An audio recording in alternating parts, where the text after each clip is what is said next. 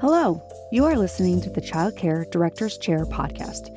Your host, Erica Sacosio, invites you to join her community of passionate and inspiring leaders in the ECE field, where she discusses, reflects, and shares the best ways to invest in our children, families, teachers, and community.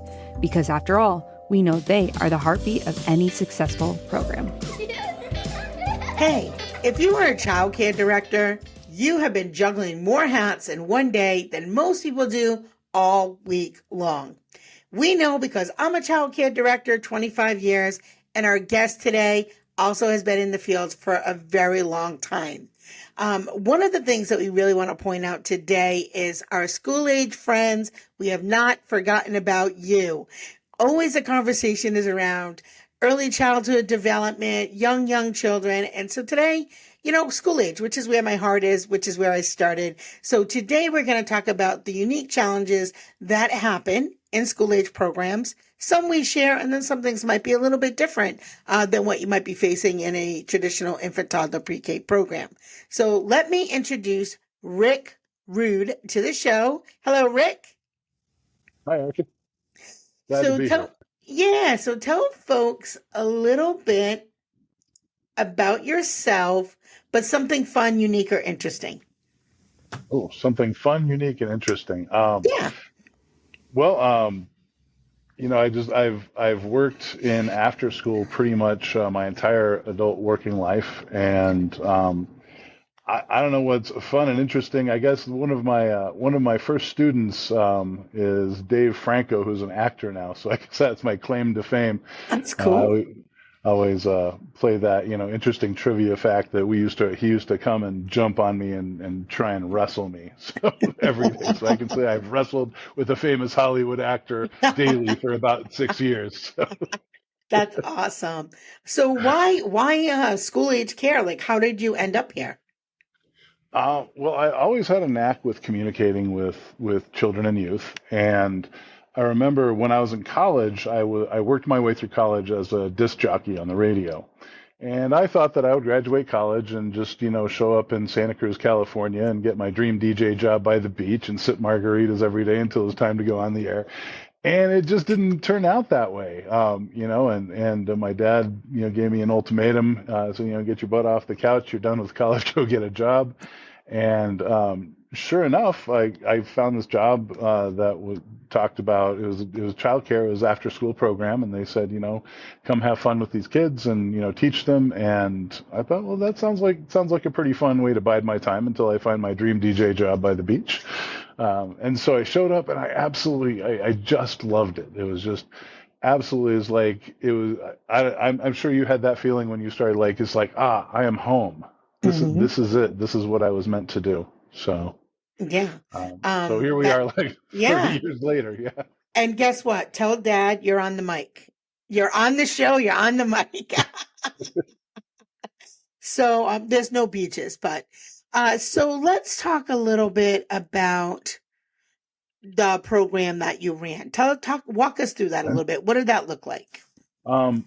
So through my career, mostly I ran childcare centers with under the umbrella of a community-based organization that, and I was in California, and so we partnered with the school districts. So we would provide the after-school care, and I do count myself as incredibly lucky. The very first job I had was with a group called Palo Alto Community Childcare, and they ran infant toddler centers all the way through middle school centers. And the reason I was so lucky is they were so very forward thinking, on the cutting edge of what after school should look like. And it really shaped my my thoughts about the field, got me to go back to college, get a master's degree in school age care, and just never look back. But just having that early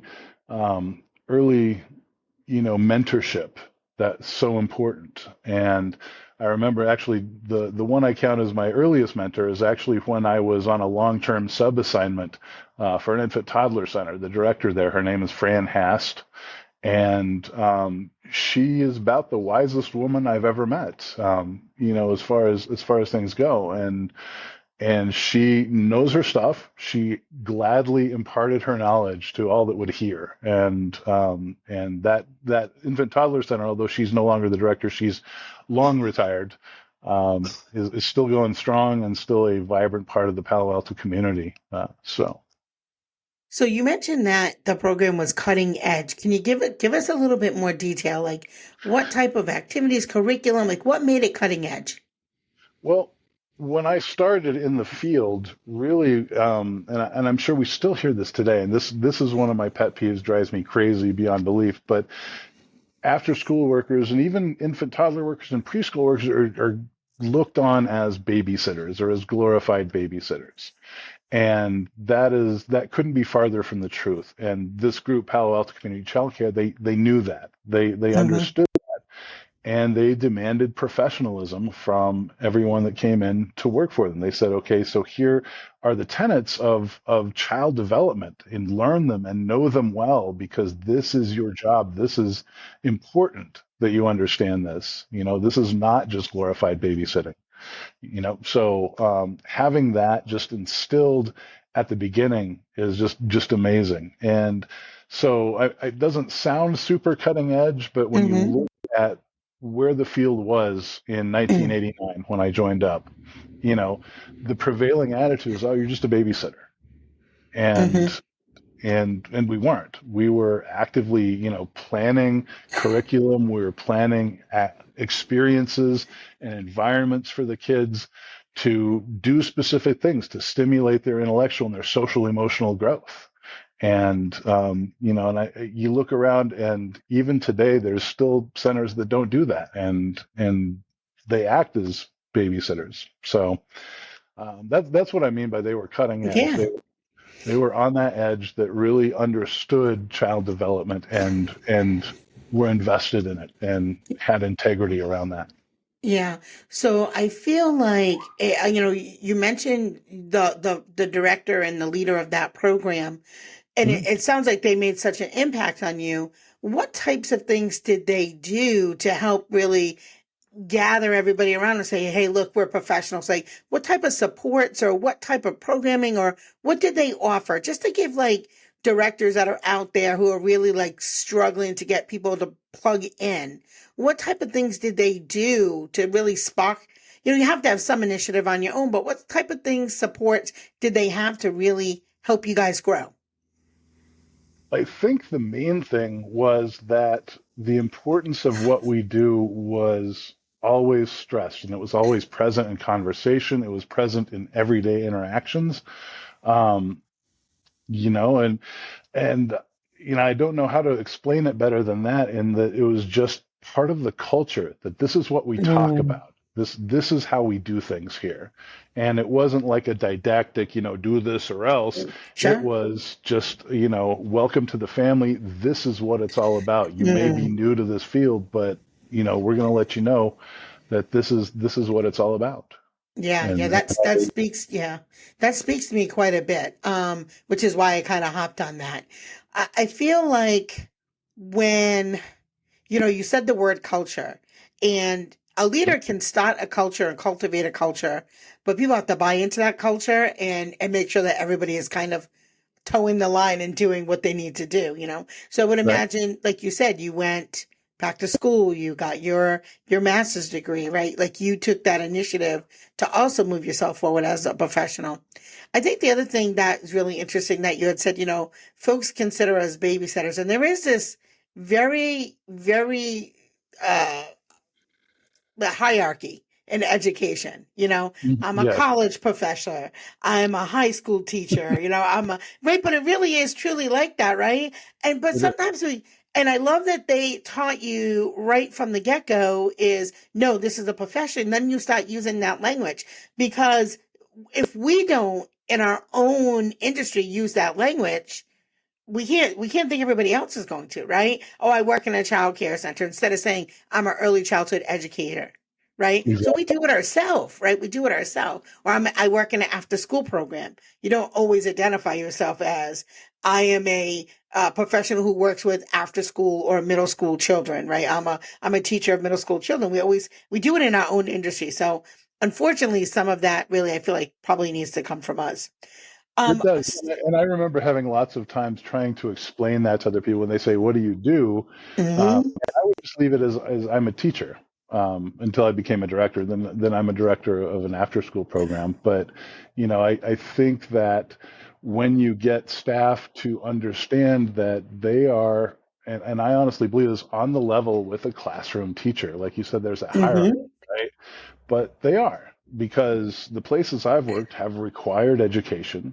They mhm, require continuing education, and they require, people that don't adhere to that, they get let go. yeah, The workers have to take things seriously as well. And yeah, so all that's created through language, though, and through just having those conversations with yeah. staff and so on.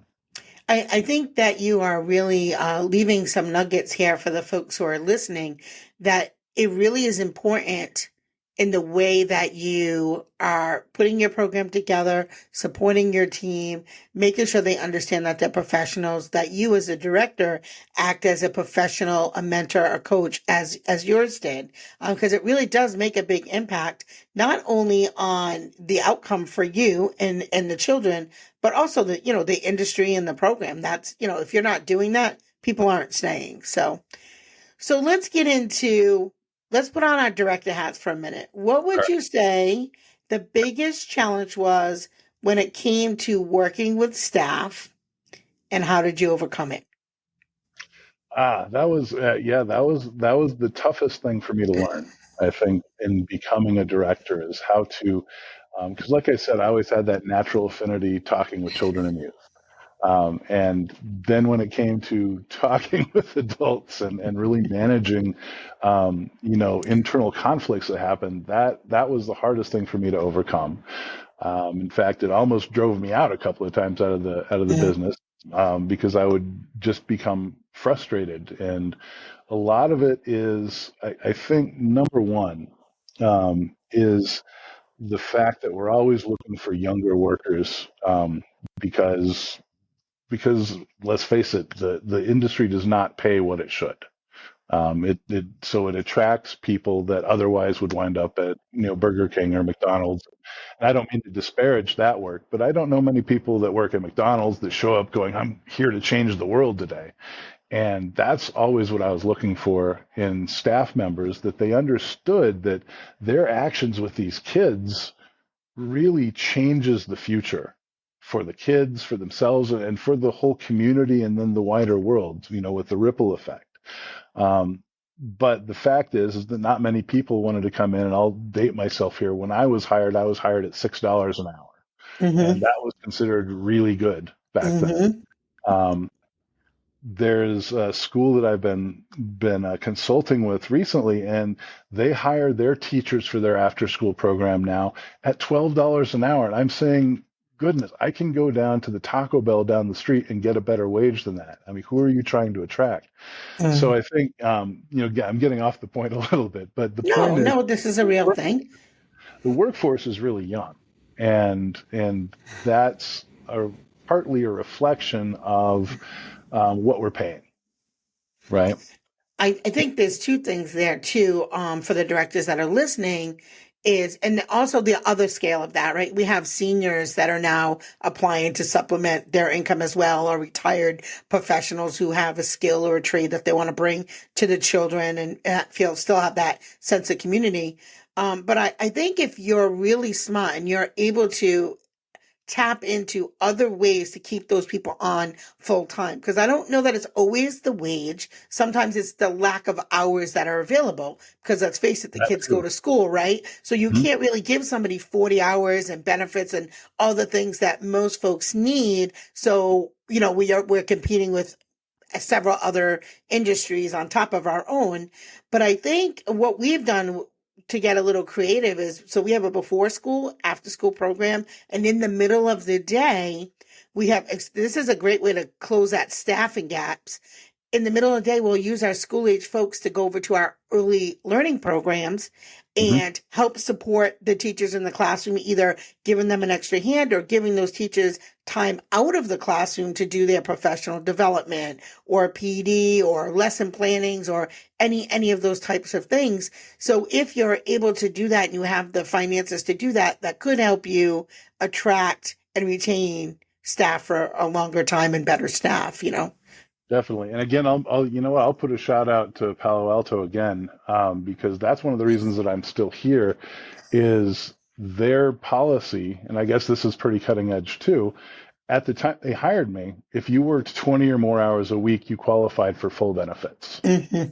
And I know that that price also has gone up quite a bit Yeah. in the Yeah. intervening years, but they still do offer that. And the other thing that they did, and like I said, they operated care centers citywide, all the way from infant toddler all the way up to middle school. Mm-hmm. And what you just described is what they did. That's how I got to sub long term at the infant toddler center. I remember subbing at a couple of preschools, and you know, so if directors are in that situation where there's a network of sites, or even if they're not, you know, related, you know, get your people extra hours, because, you know, I know how many preschools do you know that are needing staff, right? Yeah. And so that's an easy way to help fill that gap. Um, Yeah. I think the another thing too that could be very interesting. So are you in California? no, actually, my family and I have now moved to New Mexico. New Mexico. Awesome. So what's happening here, and I don't know if this is the same way you are, but there are more and more universal pre-Ks opening up throughout Hmm. our state. Oh yeah. And so private programs have started to really lose that preschool population, which, to be quite honest, is where most of them generated their revenue, especially if they weren't offering after school programs. So this could Hmm. be a good strategy for the longevity of your business, is to open up a before and after school program, do a full day summer camp in the summer, vacation weeks, and Hmm. even do wraparound care for the universal pre-Ks, because most families are working and most Yeah, preschool programs get out at the school time. So we might be looking at a whole different way to do after school with a much younger clientele. indeed. Yeah. Yeah. So what about funding? Now you were kind of connected with the public school. So was funding or affordability anything that you had to deal with or challenges around? Well, I mean, starting in Palo Alto, I don't know how much you know about Palo Alto, but it's a very rich city. It's home to like Steve Jobs and, you know, Mm-hmm. all the Silicon Valley people, and some of the homes are just insane. Mm-hmm. So it's interesting. So it's a very rich town. So the tuition for kids to come to our program was really high. And so that supported us through parent fees. However, they did have a very robust, they had a person in the main office whose sole job it was fundraising. And they would, you know, 24/7, 365, be Mm-hmm. looking for money. And I'm proud to say that no one was ever turned away because they couldn't pay. Nice. If there was a family that, you know, and I think at that point didn't make $200,000, they would get subsidy. They would be allowed to come, and the fundraising would pick up the other part of that. Um, you know, at other places that I've worked, they would supplement that with government funding, for subsidy care, and that was actually good. The only bad part about that is all the paperwork that comes with, because that comes, anything you do with the government is you practically have to hire a CPA to do all the paperwork for you. Mm-hmm. Um, and it's not always the best paperwork either. California has a program called Desired Results, and if a student is receiving funding, then they have this list of things that you have to teach them during that, and some of them really don't align with a lot of the philosophy of out of school time, but you sort of grit your teeth and you do it anyway, because you know that you're getting more kids in the program with that. And everywhere I've worked, I'm happy to say too, has always been of the opinion, you know, we're not turning anyone away, Yeah, um, I because of love that. inability to pay. Yeah. So let's let's go into what are your top 5 tips that you would have for a school age director?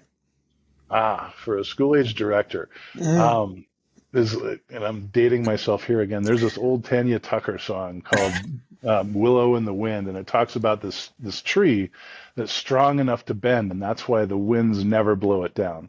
So I would say, number one, you've got to develop an attitude of flexibility yet strength behind that. Mm. Because stuff happens all the time. And I know this isn't just endemic to like out of school time or after school, preschools see that too, and infant toddler centers see that too. But you can never predict everything that's going to happen. So be strong with your structure, but be flexible. Allow it to bend, allow it to change. And that'll take a lot of the aggravation and the frustration out of your head and make things better, make it a more joyous and fun place to be. So that would be tip number one. Tip number two, I would say, is children and youth are people. So please treat them as such. They're not cats to be herded, even though it sort of feels that way sometimes, Yeah. right? But they are living, breathing human beings, and they may not know as much as you, right? Because you're older, but understand that they're human and that they are constantly learning. And that's probably number three, is a quote that I absolutely love from Robert Fulghum. He wrote that book, All I Needed to Know I Learned in Kindergarten. And one of the quotes that stuck with me through the years is, don't worry that the kids aren't listening to you. Worry that they're always watching you. And that's one thing, if you want to take it back to the staff too. And that was the one thing that I think really helped us over that, is that when you're interacting, and there's a lot of, if you want to get really intellectual. There's this researcher from Montana State named Bill Wilmot. In fact, he may have passed already, but his entire opus of work as a PhD was all about communication and how people communicate with each other. And so don't just realize that you're having communication with kids and the youth, but realize that part of that little miniature society that you've got going on that you call an after school center, um, you're communicating with the other staff as well. You're communicating with the school teachers if you're on campus. And while it was sort of like, duh, keep in mind that the children are always watching how you do that. How do you communicate with other people? And getting the other teachers to understand that and sort of be aware of that is great, because the kids really are just sponges. And you may not know that they're sitting there learning from just watching you, but they are every second of every day.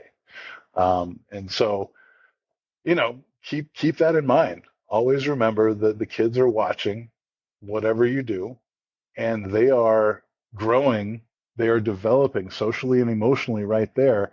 And a lot of, especially if you spend a lot of time, we had a lot of kids, in our center that their parents would be working. Like they would drop them off at 7 when we opened, and they would not pick them up till 6 when we closed, because they were always working. Some of the parents had to work 2 jobs or whatever. So you as the adult are really getting a lot of time with those kids. And with that time comes their development, comes, how they are going to view the world later in life, how they are going to, react, how they are going to act in the world, how they're going to show up. And just this, like, a simple example, I remember, like, when I was a kid, one of the people that I spent time with was the son of a babysitter. So we didn't even have school age care back then. But the son of the babysitter that was watching me, and he was an adult, he was probably 19 or 20, but he smoked. And I thought that was the coolest thing and whatever. And as a result, I became a smoker for like 30 years until I finally quit. But I can look back and say all of that was because Rex made it cool, right? Because I idolized him. I thought he was great. I was always watching what he was doing. And so that showed up. these kids the same way are watching you, especially if they have that connection. I think, like, if you're a teacher or a director, there's certain kids that make those connections with teachers and directors in the program, and they're really just learning from you as almost as much as, if not more than, like what they're learning from their parents and out in the community as well. So always be mindful of that, always. Yeah, that's good advice. What would you say was the biggest challenge in running a center? It is the dichotomy between safety and experimentation. Mm, Um, and I am of the philosophy that really kids need to be allowed to experiment. They need to be mhm, allowed to make mistakes. They need to be allowed to, do things that are stupid, because that's where you learn. You learn from your mhm. mistakes. That's, not just kids, that's everybody. We all learn from our Yeah. mistakes. But at the same time, you know, we've got a mandate that we need to keep these kids safe. And I think it's something that through the generations and iterations of after school time and really all childcare is that there's this push and pull. When after school first started back in, Lord, I don't know when, in the late 80s, early 80s, when it really started getting popular, it was just a safe place to dump your kids, and it was completely sterile. You might as well have just wrapped them up in bubble wrap and sat them in the corner and said, "Okay, wait here for mom. She'll be here in about 3 hours. Don't worry." It was all about safety. Hmm. And then the next generation just sort of after school programs just sort of rebelled. We call it generation two. And that's when they started, oh, okay, well, kids should be able to choose anything they want. And so it was just like a free for all, it was absolute chaos with no structure. Remember the willow tree. It's got to have some structure. It can bend, but it's got to have that structure. And so with that, you found that kids would burn out and get bored real easy and Hmm. with no direction and no structure. And so I think when Generation Three came along, then and I think Palo Alto is one of those early pioneers of that generation, that philosophy is, okay, we need to have that balance. You got to have that mix of letting them take risks versus, versus keeping them safe.